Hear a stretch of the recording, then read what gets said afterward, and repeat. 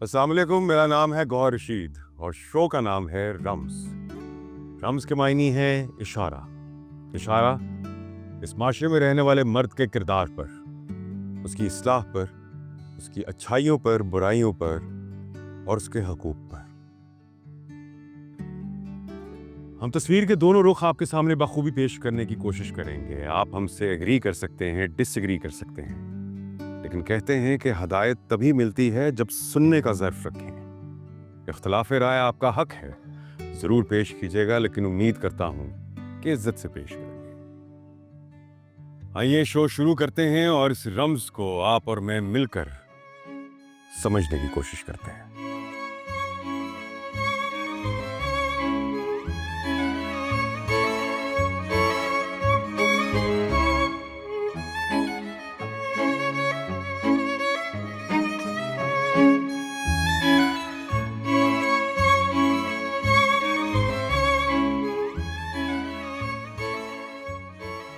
अस्सलाम वालेकुम।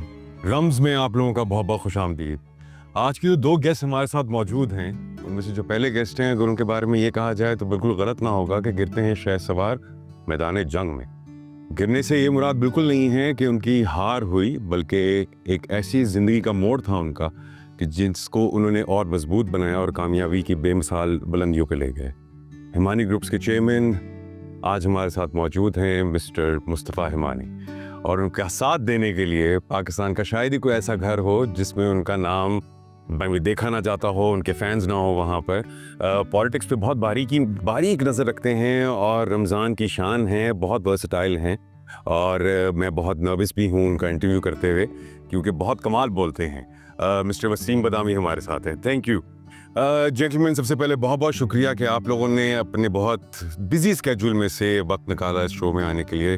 Thank you Mustafa भाई, बहुत थैंक यू बहुत वसीम। शुक्रिया, बहुत बस शुक्रिया। सर, पहला सवाल आपसे, क्योंकि जी अभी आपकी काफ़ी बहुत ही खूबसूरत सक्सेस स्टोरी है। जी अम, आप मेडिकल पढ़ना चाहते थे, जी हाँ। लेकिन वालिद साहब की तबीयत की वजह से आपको बिजनेस ज्वाइन करना पड़ गया। ज़रा इसके ऊपर ज़रा थोड़ी सी रोशनी डाल दें। बिस्मिल्लाहिर्रहमानिर्रहीम। कहते हैं कि Allah is the best planner. Indeed. हम प्लान कुछ करते हैं पर उसका प्लान कुछ होता है। Yes, you are right. मैं डॉक्टर बनना चाहता था, मैं प्री मेडिकल का स्टूडेंट था, डीजे साइंस कॉलेज में पढ़ता था। अनफॉर्चुनेटली वालिद साहब काफ़ी बीमार हुए और फैमिली में means that time my father wants मी। तो फिर बहन ने मुझे कन्विंस किया और मैं फिर पढ़ाई स्विच की, मैंने कॉमर्स किया। बट चूँकि मैं फर्स्ट ईयर कर चुका था, सेकंड ईयर में था, तो फिर अब वो धक्का मार कर सेकंड ईयर किसी तरीके से मुझे कंप्लीट करना था। बस वो किया और फिर मैं नवंबर 1984 18 साल की उम्र में मैंने मेरे फादर को ज्वाइन किया।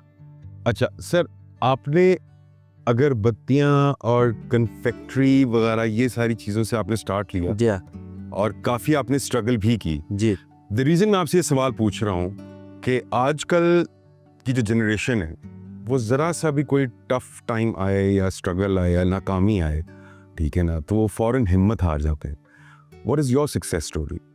देखिए, मैं भी कुछ चंद दिनों पहले कुछ पढ़ रहा था, तो एक बास्केटबॉलर है, नाम मेरे ज़हन से उतर गया है, उसने कहा कि मैंने अपनी ज़िंदगी में पता नहीं थाउज़ेंड्स ऑफ शॉट्स मिस किए, मैं काफ़ी सारे गेम्स हारा और मैं कंटिन्यू हारता गया, दैट्स व्हाई आई सक्सीड।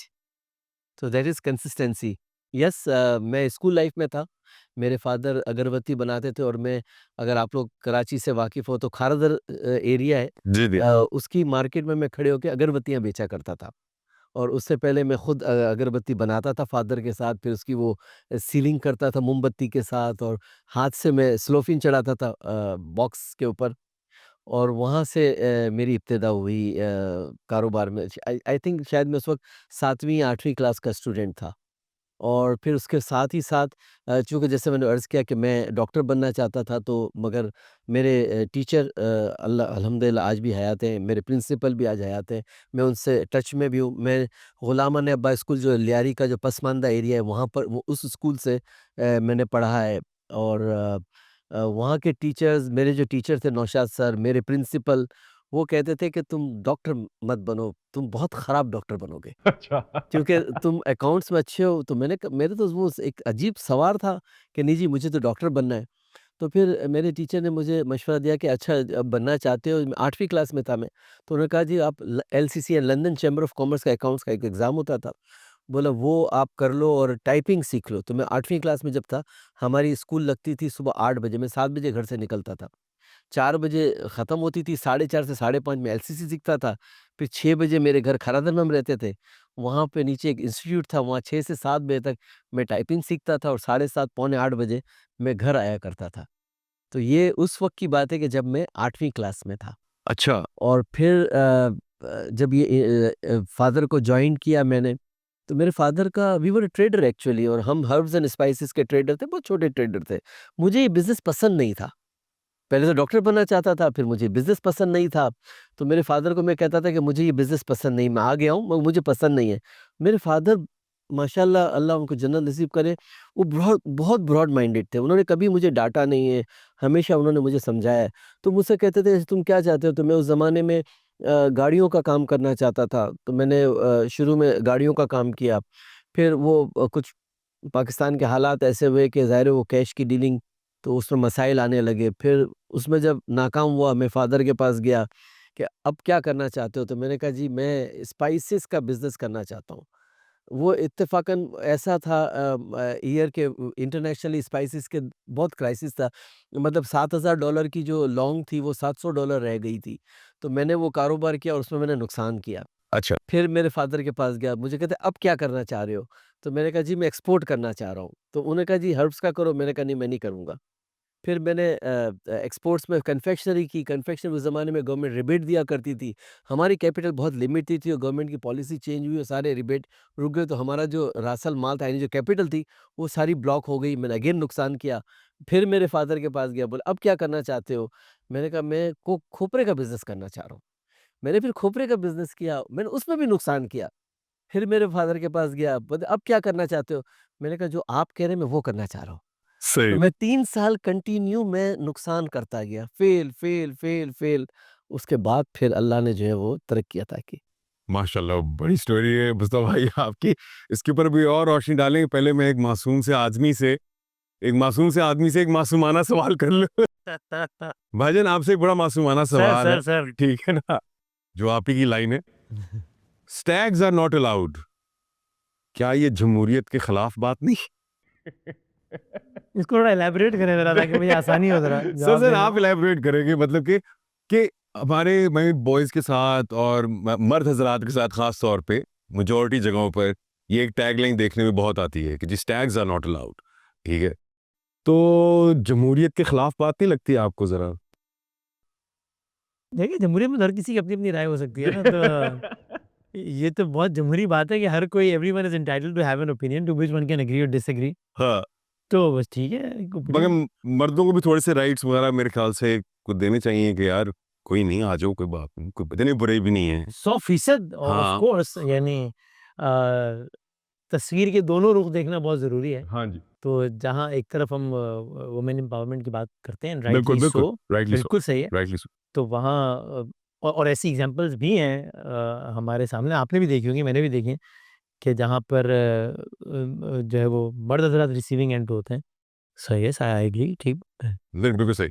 अच्छा, वसीम साहब, एक और बड़ी चीज़ कि हमारे तक जो खबरें पहुँचती हैं, वो सबसे पहले आपके पास आती हैं, हुँ, हुँ। ठीक है ना? और जितनी करीबी से, ठीक है, आप उन खबरों को देखते हैं और उनका जायज़ा लेते हैं, उतनी करीबी से शायद हम लोग को पता भी नहीं चलती कि बहुत सारी चीज़ें आई मीन लाइक आप लोगों से फ़िल्टर होकर आती हैं हमारे तक, ठीक है? लेकिन फॉर द राइट रीज़न्स, ठीक। ठीक है? मेरा सवाल आपसे ये है कि इतनी इतनी डार्क स्टोरीज़, ठीक है ना? अजीब-अजीब खबरें, जिसके अंदर बहुत सारी अजीब-अजीब बातें, मैं नाम नहीं लेना चाहता, जिस चलिए मैं थोड़ी-सी वज़ाहत कर देता हूँ, जिसके अंदर आपको मर्डर, पीडोफिलिया, ये सारी ये खौफ़नाक चीज़ें आपको सुनने में भी आती होंगी और आपको तो बहुत डिटेल पता चलती होगी। आपको क्या लगता है कि कौन-सा ऐसा पॉइंट है कि जहाँ पर आदमी इंसानियत के लेवल से भी नीचे गिर जाता है? वो कौन-सा ऐसा पॉइंट होता है या कौन-सी ऐसी वजह होती है कि जहाँ पर वो इंसानियत के लेवल से भी नीचे गिर जाता है? सो इस फील्ड में आके मुझे बहुत सारे सवालात के जवाबात मिल गए। मतलब अगर मैं इस फील्ड में ना होता, तो बहुत सारी ऐसी स्टोरी थी जो कि अगर मैं सुनता तो मैं कहता यार ये नहीं हो सकता यार। यानी बहुत सारी मैं कहानियाँ सुनता तो मैं कहता यार कि फ़िल्म हो सकता है, ड्रामे हो सकता है, ये असल में हो ही नहीं सकता है। लेकिन फिर जब आप यानी मैंने एक खातून का खुद इंटरव्यू किया कि जिसने अपने मियाँ को, चलिए वो वाली बात भी आ गई जो आप कह रहे हैं ना मर्द हज़रात की, हाँ, जिसने अपने मियाँ को पहले अब ये खुद बता रही है, वो वो सुनने खुद सुनाई बता बात रही नहीं, हैं, हाँ। खुद बता रही है। सो ये इसमें ये नहीं कि नहीं जनाब ये तो आपने ऐसे ही बढ़ा दिया है, एग्ज़ैजरेट कर दिया है, मुबालगा आ रहा है। नहीं, नहीं। तो उसने खुद मुझे बताया कि मैंने किस तरीके से अपने मियाँ का पहले गला दबाया, फिर मैंने उसको किस तरीके से टुकड़े-टुकड़े किया, फिर मैंने किस तरीके से जो है वो हांडी में पानी डाला, उबाला और फिर वो टुकड़े करके उसमें डाल दिए और उसका सालन बनाया मैंने। ये खुद बता रहे हो। अब अगर ये मैंने खुद इंटरव्यू नहीं किया होता मैं कहता यार ये नहीं हो सकता। अगर मुझे कहता ना मैं कहता यार छोड़ो यार अभी मीडिया वाले ऐसे ही बस उनको भी अपनी दुकान चलानी है ना तो बात है कि ये नहीं होता। वो तो उसने खुद बताया मुझे। अब मैं और क्या-क्या बातें बताऊँ कि मतलब कि मतलब बंदा कैसे यकीन कर सकता है कि कोई एक बाप होगा या चलो सौतेला बाप भी होगा अगर, वो अपनी बेटी को एक गलत काम के लिए मजबूर कर रहा होगा। तो बस तो पा इससे आगे बढ़ के कोई ये कैसे मानेगा कि कोई एक बाप होगा, चलो सौतेला बाप होगा, वो अपनी बेटी को गलत काम में मजबूर नहीं कर रहा होगा। उसकी बेटी उसके हाथ से महफूज़ नहीं होगी।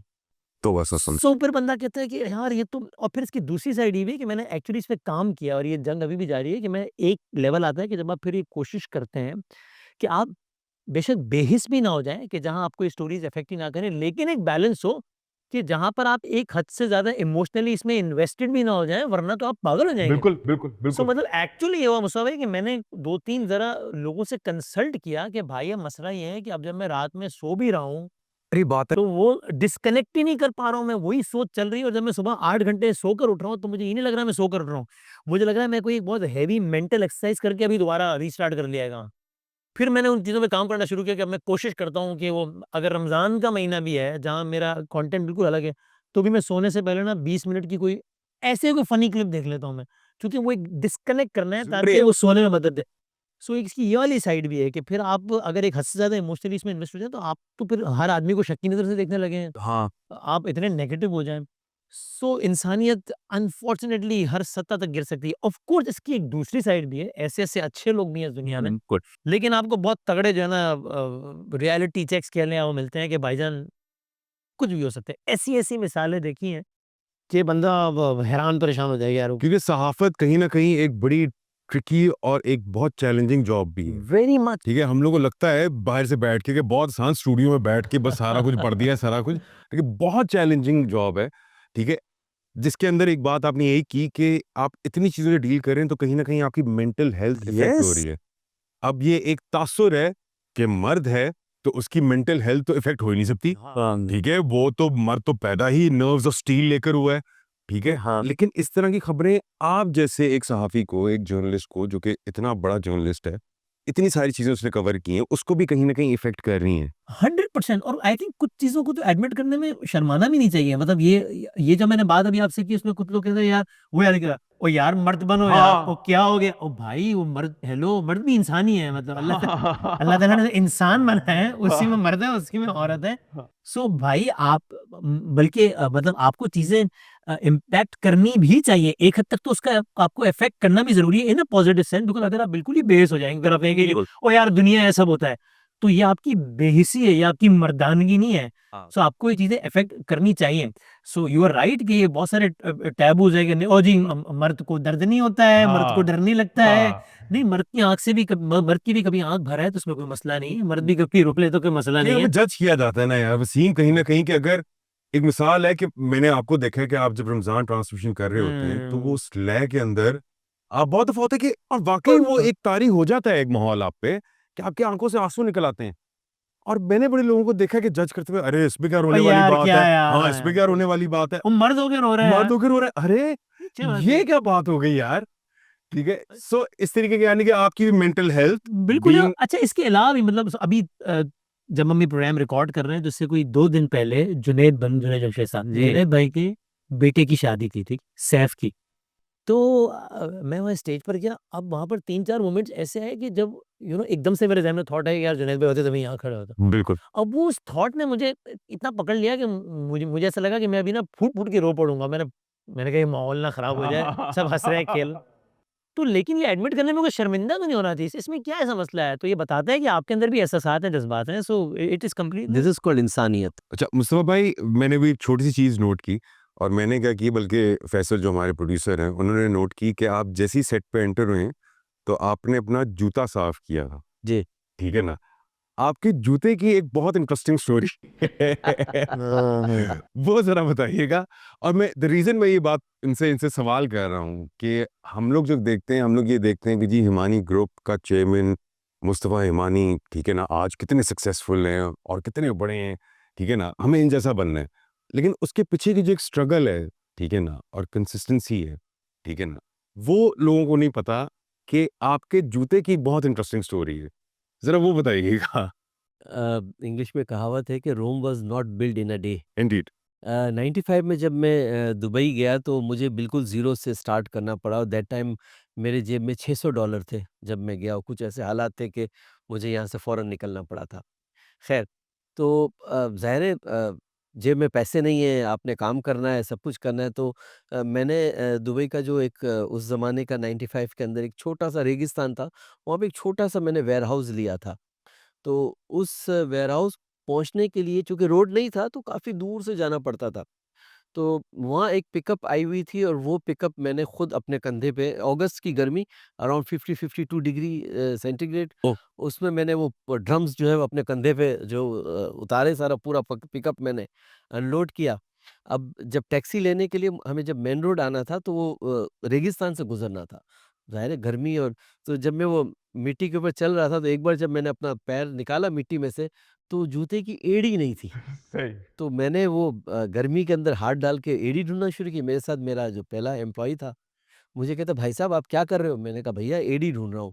तो बोला, "आप जाने दो।" मैंने कहा, "नहीं।" मैंने कहा, "ये एड़ी जो है वो आधे दिरहम में बन जाएगी, हाँ। जूता जो है 35 दिरहम का आएगा।" मेरे जेब में 35 दिरहम नहीं है इस वक़्त।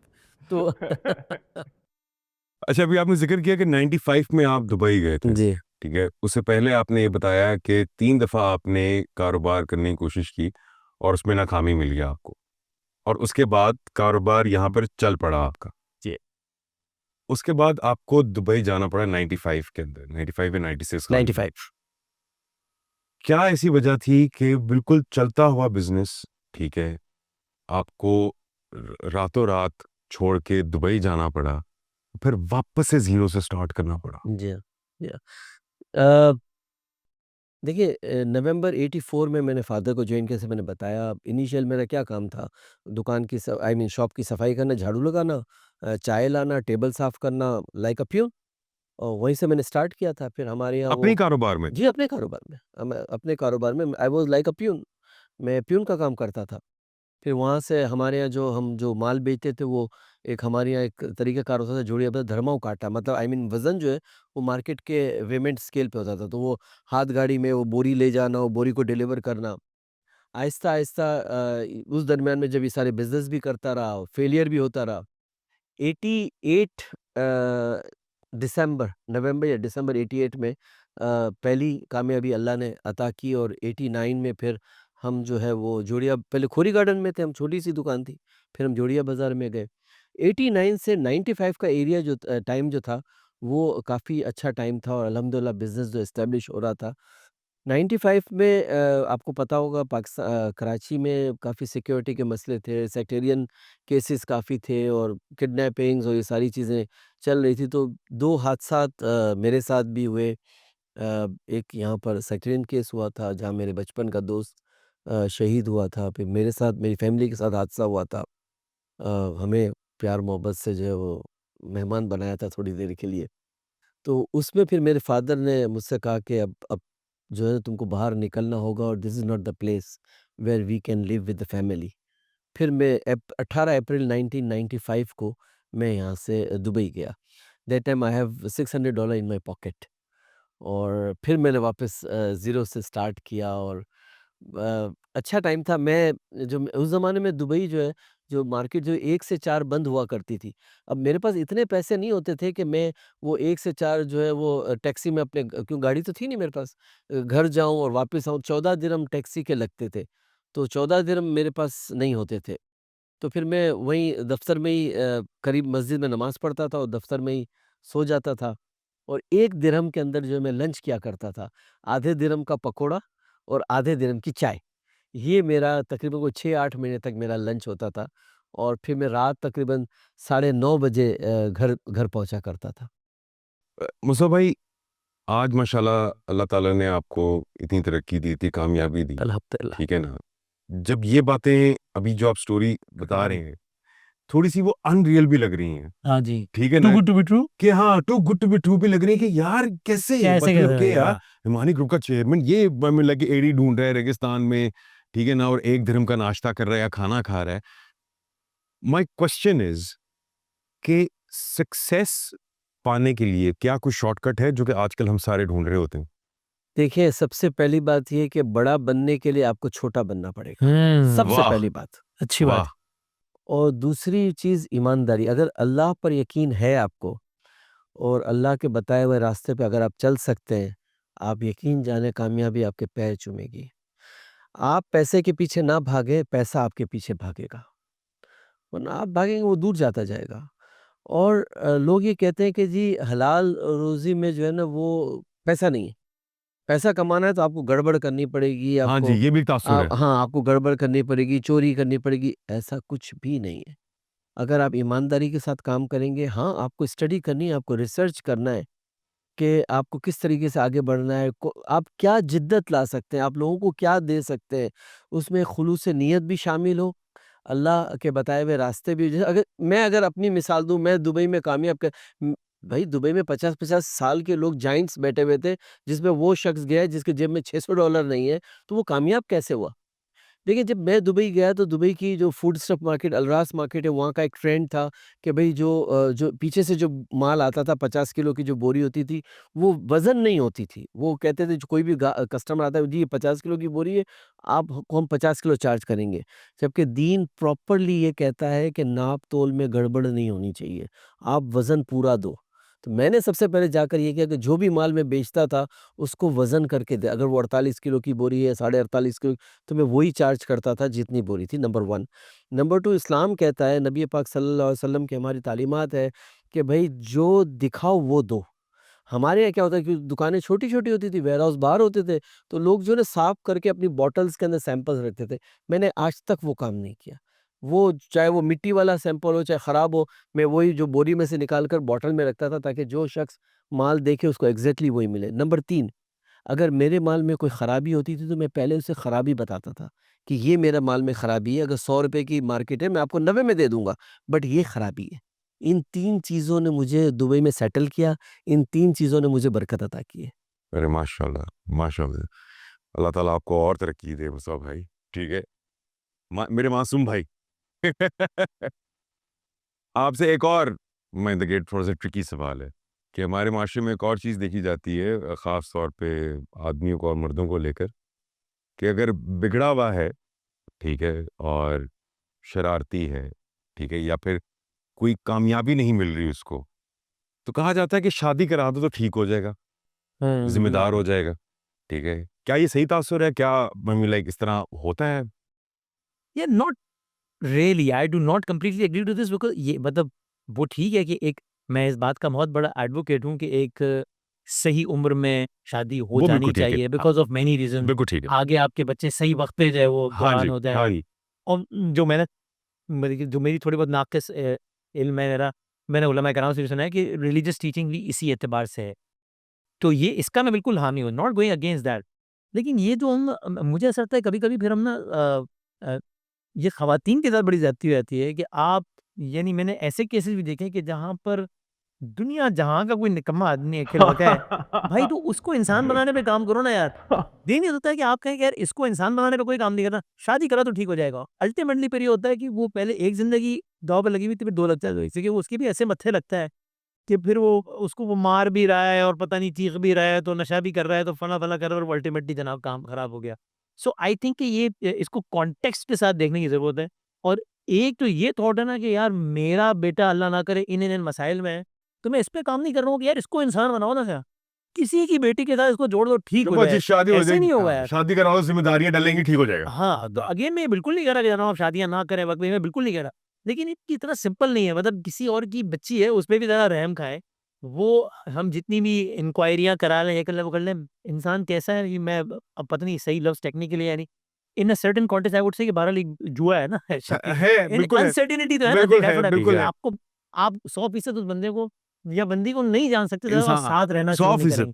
सो वो बेचारा, वो बेचारी की फैमिली कितनी भी इंक्वायरी करा ले, उसको बहुत सारी चीज़ें नहीं पता लग सकेंगी जो कि आपकी औलाद में। तो आप तो ये ख़्याल करें कि यार आपको सिर्फ़ अपना बेटा अज़ीज़ है, किसी की बच्ची का भी आपको इतना ही ख़्याल होना चाहिए। सो ये ना करें कि आपके बच्चे में दुनिया जहाँ की खराबियाँ रख कर ओ शादी करा दो ठीक हो जाएगा। यार ये इतना सिंपल इसलिए नहीं है कि आप ये सोच रहे हैं, आप इस एंगल से देख रहे हैं कि शादी करा दो ठीक हो जाएगा। ठीक नहीं भी हुआ तो जैसा है वैसे ही रहेगा ना। नहीं ना, ये गलत सोच है।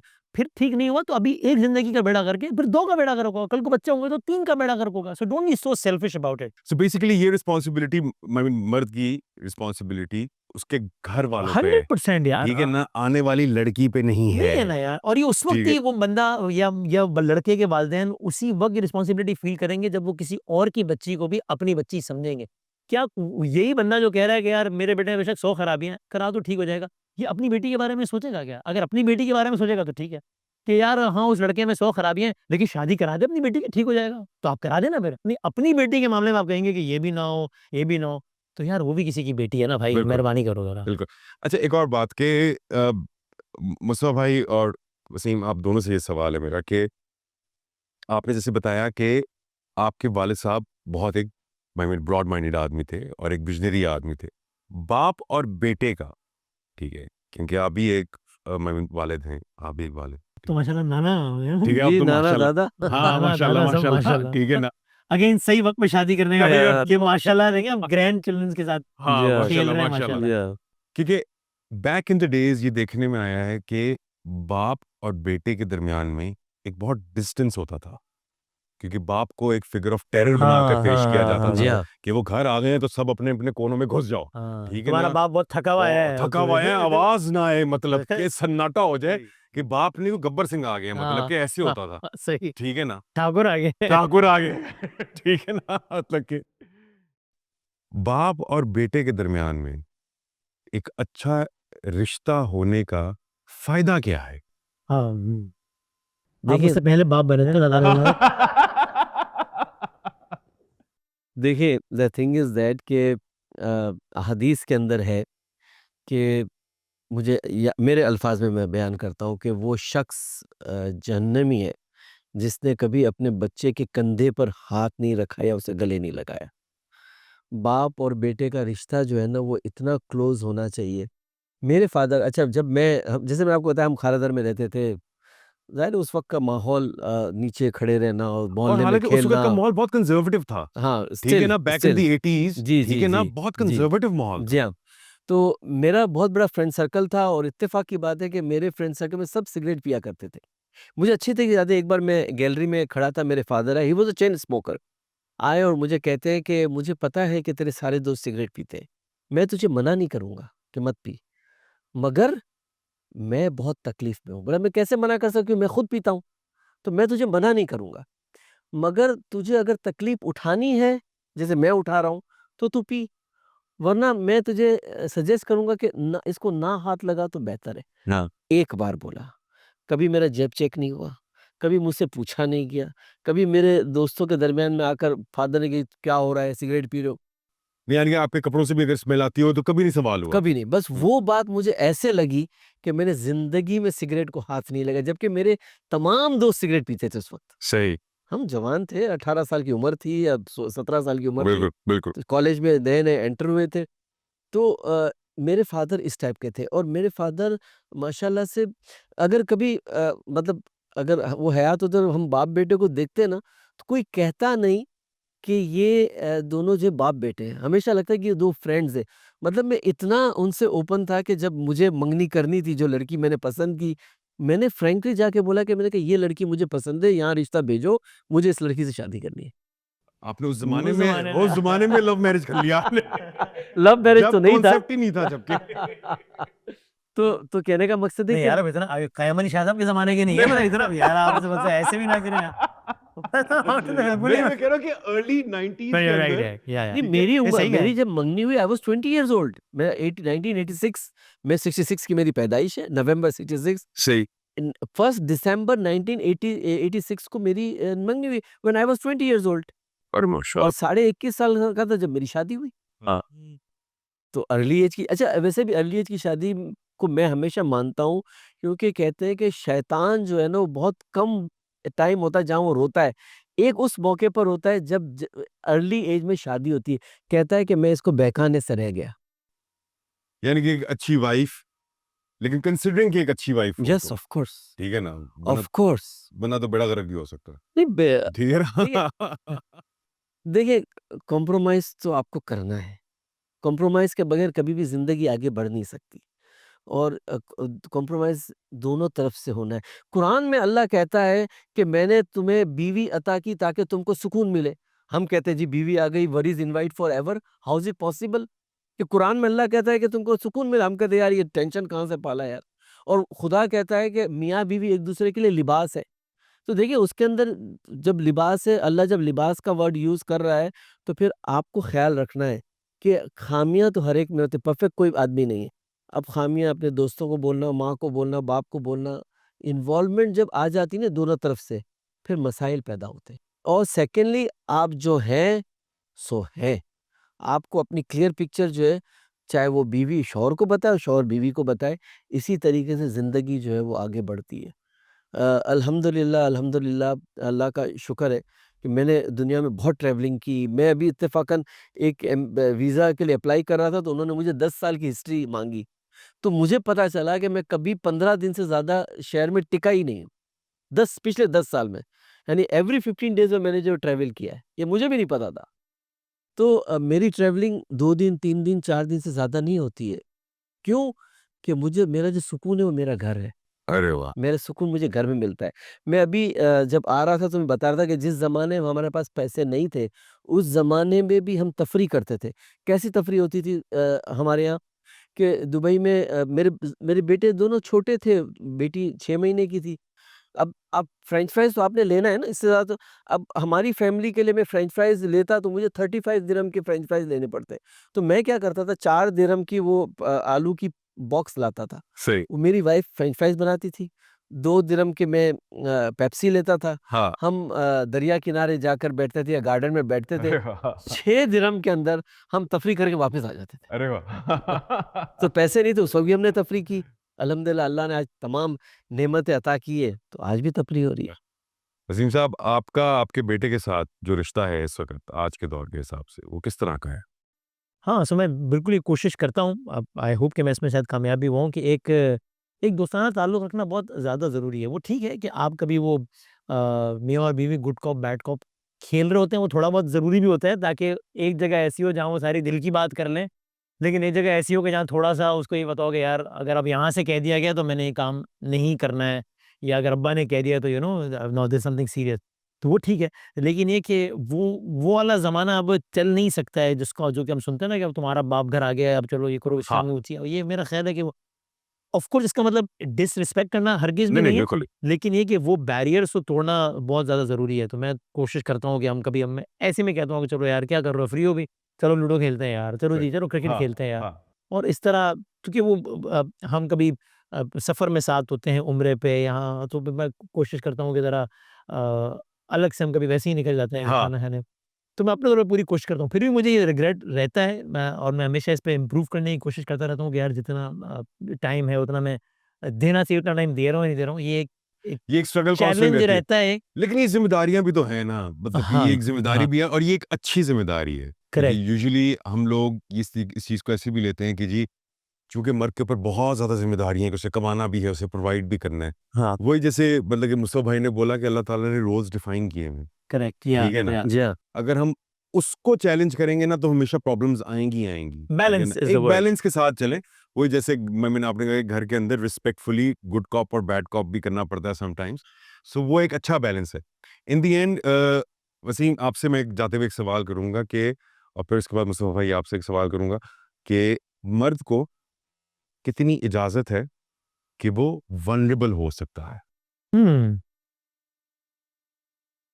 यार अगेन आप इंसान हैं तो फिर आपके अंदर वो सारी खूबियाँ और खामियाँ होंगी जो कि एक आम इंसान में होती है। तो मैं अपने आप को एट टाइम बहुत सारी सिचुएशन में फ़ील करता हूँ कि जहाँ मुझे लगता है कि मैंने अपने आप को बहुत वल्नरेबल बनाया है। सो क्या वल्नरेबिलिटी आप एक्सप्रेस कर सकते हैं जब आप वल्नरेबल होते हैं? हाँ, so majority of the times. Correct. So the honest answer to that is no. Reason being कि unfortunately I hate to say this कि लेकिन ये ना कभी-कभी आप अपनी शराफ़त, इंसानियत, मासूमियत में लोगों को बता देते हैं कि आप कितने वल्नरेबल हैं या कितने हसास हैं, लेकिन सामने वाला उसका बड़ा गलत अजीब ही मतलब निकाल यानी के। एट टाइम मुझे ना और मेरे लिए बड़ा मुश्किल होता है ये, लेकिन जब कहीं मेरी बस हो जाए ना, बस हो जाए, तो मुझे ना फिर अगले बंदे को बिठा के बोलना पड़ता है कि यार बैठ इधर बैठ चाय पी, बात सुन यार, ये तुम कर रहे हो ना, ये मुझे बेवकूफ़ बना रहे हो तुम और मुझे पता है, लेकिन जो तुमने उस दिन किया था ना वो भी बेवकूफ़ बना रहे थे, उस दिन भी और उस दिन तो तुम बहुत ही बना रहे थे लेकिन मैं कह ही नहीं रहा था, तो यार मैं पागल नहीं हूँ, हाँ, हाँ। शराफ़त को बेवकूफ़ी नहीं समझो यार। लेकिन ये होता है, अब मैं इसको अह, एक छोटी-सी एग्ज़ाम्पल है इसकी कि और ये मिसाल है। मैं जनाब वो एक दफ़ा एक प्रोग्राम में इनवाइटेड था, वो भी मेरे आस-पास के लोग इसके कुछ गवाह भी हैं। तो उन्होंने मुझे कहा कि जी आपका बहुत शुक्रिया, आप आए और थैंक यू वेरी मच। उन्होंने फिर एक और साहब का नाम लिया, देखिए ना हमने उनको बुलाया था तो उन्होंने तो जो है ना वो इतने सारे पैसे भी माँगे और ये भी किया और ये भी किया, देखिए ना कितनी मैं कहा यार वो उनका वो है, ठीक है अगर कोई अपनी सर्विसेज़ देने के लिए पैसे माँग रहा है तो उसको क्या भाई आप भी उसको इसीलिए बुला रहे हैं ना, मुझे इसीलिए बुला रहे हैं कि किसी चीज़ को प्रोजेक्ट करके अपने रेवेन्यूज़ बढ़ाएँ। तो अगर उसके बदले वो भी अपना शेयर माँग रहा है तो इसमें क्या बुराई है? खैर, वो इवेंट खत्म हुआ, वो कराची से बाहर का इवेंट था, हो गया बड़ा अच्छा इवेंट हो गया जी सारा कुछ। मैं वापस जा रहा था, तो अब वो वापसी की डेट आई, तो मैंने मैसेज किया कि यार मेरा इस दिन का वापसी का वो करा दें टिकट, तो जवाब ही ना नहीं आ रहा वो। मैंने 1 घंटा फिर मैसेज किया, भाईजान कल जाना है वापस मैंने, तो वो टिकट करा दें इस दिन का, फिर भी जवाब नहीं आया। तीसरा मैसेज मुझे वो करना पड़ा तो मेरा मिजाज नहीं है। हाँ, मैंने कहा अभी 1 घंटे के अंदर मुझे इसका जवाब दो, वरना मैं जाकर बताऊँगा कि तुम कितने घटिया लोग हो, कि हाँ। जिसको अपनी मेहमान की इज़्ज़त करना नहीं आती और ये कोई 12 सेकंड में फ़ोन आ गया। अरे! वो मैं असल में मीटिंग मैं कहा नहीं, नहीं, मैं कहा अगेन बेवकूफ़ बना रहा हूँ। मैं कहा मीटिंग में थे तो ये कैसे मैसेज पढ़ लिया? फिर तो तुम्हें अगले 2 घंटे में जवाब नहीं देना चाहिए था। हाँ, इसका मतलब फिर मैंने उससे कहा मैंने कहा वो जिस बंदे का तुम नाम ले रहे थे ना, तुम लोगों के साथ यही होना चाहिए। हाँ। उसको तुम पैसे भी दोगे, इज़्ज़त भी दोगे, गेट पे नहीं तुमने कहा यार ये तो एक पागल आदमी है, ये फ़ोन पर आ गया है तो बस ठीक है यार अब बस ये काम हो गया तो। सो ये भी बड़ी प्रॉब्लम है इस सोसाइटी में अनफॉर्च्यूनेटली कि भाई अगर कोई आपके साथ अगर तमीज़, तहज़ीब इसका मतलब मैं बिल्कुल नहीं कह रहा कि आप बदतमीज़ी करें, मैं बिल्कुल भी नहीं कह रहा। देखिए कुछ चीज़ों की जस्टिफ़िकेशन नहीं है, मैं किसी के साथ बदतमीज़ हूँ, I have all the right to say no अगर मुझे आपसे इख्तिलाफ़ है, लेकिन मुझे आपसे बदतमीज़ी करने का हक तो है ही नहीं किसी भी तो मैं बिल्कुल उन चीज़ों को एडवोकेट नहीं कर रहा कि मैं भरमबाज़ी दिखाऊँ या किसी के साथ बुरे लहज़े में बात करूँ। लेकिन एट टाइम्स ये भी इसकी एक साइड है कि जब आप किसी के साथ when you are too kind to someone तो वो आपको ना एक अच्छा इंसान समझने के बजाय बेवकूफ़ इंसान समझते हैं यानी कि वल्नरेबिलिटी को वीकनेस ना समझी जाए और प्लीज़ उसको एक्सप्लॉइट मत और किया जाए। समझी जाती है। हाँ, इसलिए फिर आप ना उसके एक्सप्रेशन में भी बस मॉडेस्ट ही रहें हाँ। वरना बड़ा मसला है वरना। बड़ा मसला बड़े है। मसाइल हैं। हाँ। मुस्तफ़ा भाई। हम्बलनेस ना छोड़ें, बी हम्बल हाँ, लेकिन एक हम्बल बैलेंस एक ज़रूर डिफरेंट है। हम्बल एक एग्ज़ैक्टली वो एक thank you for different saying cheese this है। हाँ, वो एक कि डिफरेंट चीज़। इससे कोई ये कन्फ्यूज़ ना करे कि इसका मतलब मैं ये कह रहा हूँ कि आपको हम्बल नहीं, वो तो बिल्कुल रहना चाहिए। हाँ, वो बिल्कुल ही एक अलग चीज़ वो है एक अलग हम्बल। चीज़ है। वो आपकी तरबियत बताती है, वो सारा कुछ है। बिल्कुल, ये एक अलग मामला है। ये एक अलग मामला है। यानी कि इसका लुब-ए-लुबाब यही हुआ कि भाई वल्नरेबिलिटी को अगर कोई एक्सप्रेस करे, उसको एक भी एक्सप्लॉइट मत करें, प्लीज़ वीकनेस मत समझें, किसी की काइंडनेस को वीकनेस मत समझें, ठीक है? और उसकी इज़्ज़त करेंगे अगर कोई वल्नरेबल हो रहा है क्योंकि बहुत मुश्किल है वल्नरेबल होना। मुस्तफ़ा भाई जाते हुए आपसे एक सवाल कि मर्द हमारे माशरे में ख़ास तौर पे मर्द की इज़्ज़त उसकी कामयाबी और नाकामी के मायने लाइक पैरामीटर के ऊपर रखकर हुई होती है कि कौन कितना कामयाब है उसको उतनी इज्जत मिलेगी, जो जितना नाकाम है उससे उतनी किनारा कशी होगी। सही।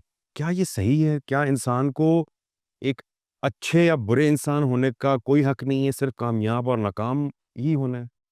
इट्स वेरी अनफॉर्चुनेट यस जैसा आपने बताया कि ये है ये अ, शैलोनेस है ये माशरे में है आप कह रहे इट्स हैं। वेरी अनफॉर्चुनेट देखिए इसमें दो चीज़ें होती है जैसे मैंने अगर आपको बताया कि अगर मेरे शुरू के कारोबारी 3-4 साल रहे तो मैं कंटिन्यू फेल होता गया अच्छा फेल होता गया तो क्या मेरी नीयत क्या थी क्या मैंने हड हरामी की इन अदर वर्ड सुस्ती काहिली ये दिखाई नहीं काहिली नहीं दिखाई मैं हाथ डाल रहा था एनवायरनमेंट कुछ ऐसा हो रहा था कि मैं कंटिन्यू फेल जा रहा था, कंटिन्यू में फेल हो रहा था। ऐसा शख्स जो जो रियली मेहनत कर रहा होता है, सिंसियर होता है, उसके साथ तो एटलीस्ट नहीं करना चाहिए इस टाइप का। बट अगर एक है ही कायल, वो है ही सुस्त है, तो तो मेरे ख्याल से वो तो डिज़र्व करता है, शायद उससे भी ज़्यादा डिज़र्व करता है मेरे ख्याल से।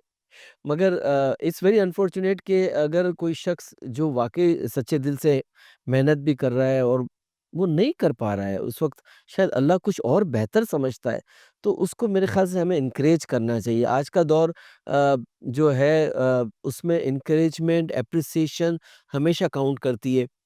देखिए, जैसे हमारी इनिशियली बात हो रही थी कि शॉर्टकट नहीं है दुनिया के अंदर, बिल्कुल। दुनिया में शॉर्टकट नहीं है। डोंट गो, अगर आपको लॉन्ग टर्म जीतना है, लॉन्ग टर्म कामयाबी रखनी है, डोंट गो फॉर शॉर्टकट। हर चीज़ मुमकिन है। अच्छा, मैं कभी-कभार जब अपने बच्चों के साथ बैठता हूँ, ज़ाहिर है हमारी पूरी फैमिली कारोबार में इन्वॉल्व है, मेरे बेटे, मेरी वाइफ़, मेरी बेटी, सारे ही इन्वॉल्व हैं कारोबार में। तो जब हम बात करते हो, कभी मेरा बेटा कहता है कि पापा ये तो नहीं पहुँच सकते, ये तो बहुत मुश्किल है, ये तो यूँ है, ये तो यूँ है। तो मैं उनसे सिर्फ़ 2 सवाल करता हूँ कि अभी कैसे मुमकिन नहीं है? 2 सूरतों में मुमकिन नहीं है, या उसके सींग हो, हमारे सींग नहीं है। हुँ। उसकी दुम हो, हमारी दुम नहीं है। ना उसकी दुम है, ना हमारी दुम है, ना उसके सींग है, ना हमारे सींग है। तो कैसे मुमकिन नहीं है? और सेकंडली ये कि अगर आप प्रॉपर रिसर्च करें, मैं अक्सर बच्चों को ये समझाता हूँ कि न्यूटन लॉ कैसा है, वो एप्पल नीचे गिरा, उसने लॉ बना दिया। हम होते क्या करते? साफ करते अल्हम्दुलिल्लाह अल्लाह और खा और जाते खा लेते। तो तो खुदा खुद कहता है कि हर चीज़ में निशानियाँ हैं अक्लमंद लोगों के लिए।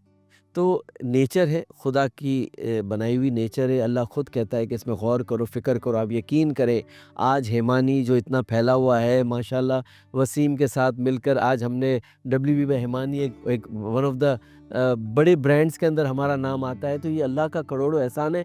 मगर आप यकीन करें, इसके पीछे इतनी रिसर्च होती है, इतनी रिसर्च होती है। आज हम जो भी चीज़ देते हैं तो क्यों लोग तारीफ़ करते हैं, क्यों उसको फ़ायदा होता है? क्योंकि हम एक-एक इंग्रीडिएंट्स पे काम कर रहे होते हैं। ऐसा नहीं है कि हमने यहाँ से कोई फ़ॉर्मूलेशन का वसीम जानता है, ये सारे फ़ॉर्मूलेशन मैं खुद करता हूँ। ये सारे फिर अपने ऊपर फ़ॉर्मूलेशन टेस्ट करते फिर हैं, मैं खुद टेस्ट करता हूँ। अरे! सारी अपने मैं करीब के लोगों को टेस्ट करवाते हैं, करवाते फिर उस उसके बाद उसके हाँ, बाद नेक्स्ट पेज में जब जो है वो चीज़ आती है, और एक-एक इंग्रीडिएंट्स पे काम हो, क्योंकि अल्लाह ने इतनी बड़ी दुनिया बनाई है, हर ज़मीन में अल्लाह ने कोई ना कोई ख़ासियत रखी है। हर चीज़ जो है वो दुनिया में कहीं न कहीं जगह पर, मिसाल देता हूँ, एक लेमन पाकिस्तान में भी है। बिल्कुल। दुनिया में सबसे अच्छा लेमन जो सोमालिया के अंदर है, हम सोमालिया से लेमन मंगवाते हैं, हम पाकिस्तानी लेमन यूज़ नहीं करते।